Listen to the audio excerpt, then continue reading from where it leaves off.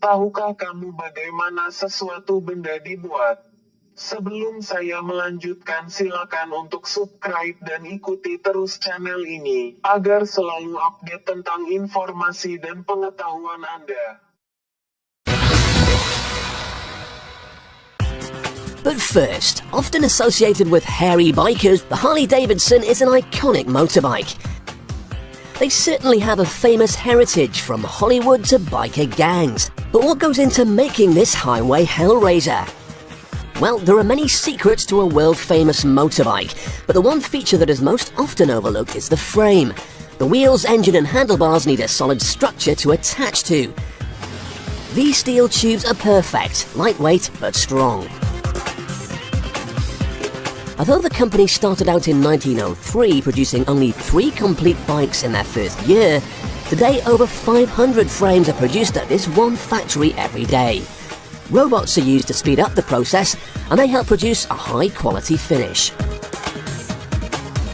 In addition to the use of robots, some of the welding is done by hand, as the machines can't reach some awkward spots.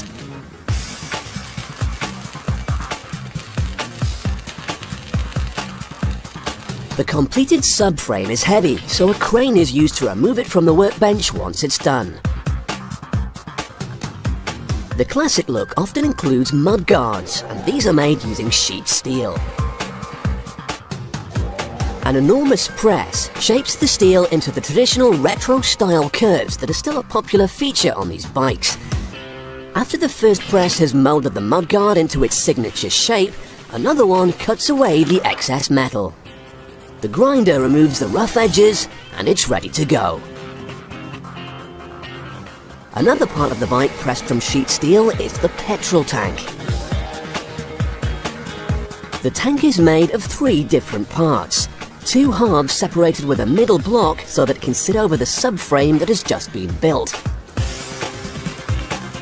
A laser cutter slices the tank shape in half. This gives it a perfect edge for when it gets re-welded later. Because they'll be filled with petrol, the tanks must be built carefully.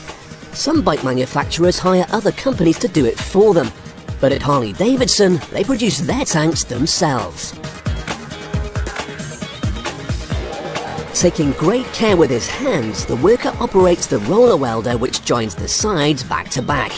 They now have a space in the middle to take the third part which fits neatly between the 2 halves.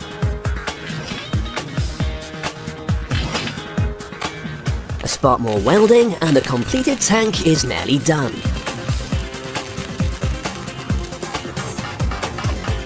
However, it's not just the build quality that's important. This worker's job is to ensure the new tank has a flawless surface, so it looks good as well as functions perfectly. Next, an engineer will take the finished tank, seal it and immerse it in this bath of water.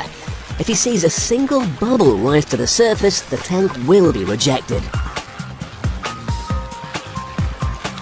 However, if it passes inspection, it can be sent on to the paint room.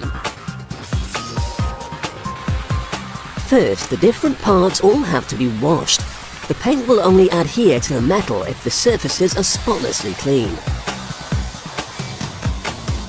A variety of colour schemes are used. The workers will also tape up different parts. This means several colours can be used to paint one element, giving them a traditional 2-tone effect.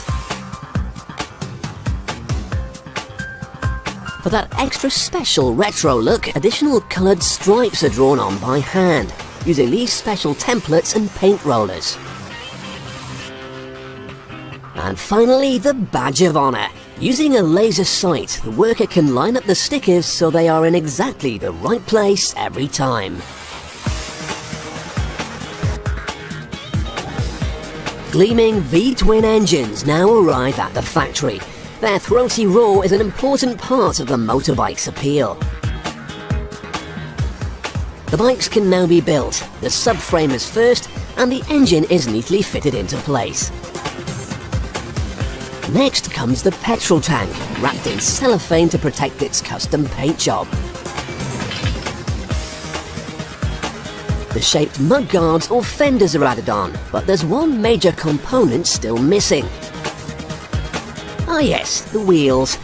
Modern motorbike wheels are made of a solid lightweight alloy, but despite being a fiddle to clean, old-fashioned wire rims are still popular on some Harleys. When the chrome is in this brand new sparkling condition, you can see why. Keeping with tradition, the rims are fitted with white wall tyres and slotted into place.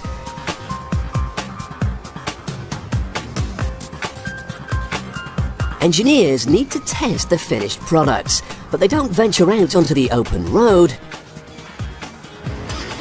Instead, they open up the throttle and let rip in a closed room. Known as a rolling road, this device lets the engineer drive the bike at up to 130 kilometers an hour. Let's hope the rollers keep turning or he'll be leaving the room very quickly. The suspension is also very important. It's so tough that during World War II, these bikes were used as off-road vehicles. More than 80,000 of them were used as courier bikes during the conflict. Once complete, the bikes are shipped out to dealers all over the world.